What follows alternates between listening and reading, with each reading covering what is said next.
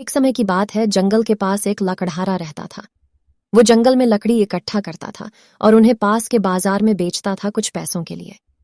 एक दिन की बात है, वो एक पेड़ काट रहा था।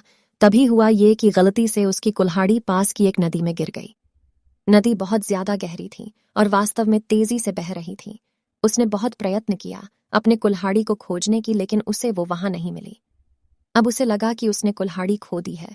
वहीं दुखी होकर वो नदी के किनारे बैठकर रोने लगा। उसके रोने की आवाज सुनकर नदी के भगवान उठे और उस लकड़हारे से पूछा कि क्या हुआ। लकड़हारा ने उन्हें अपनी दुखद कहानी बताई।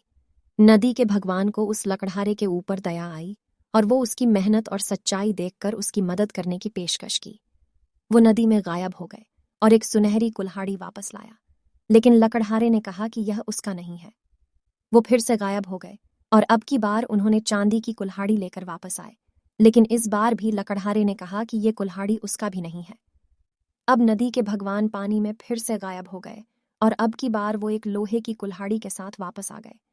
लकड़ी का कुल्हाड़ी देखकर लकड़हारा मुस्कुराया और कहा कि यह उसकी कुल्हाड़ी है।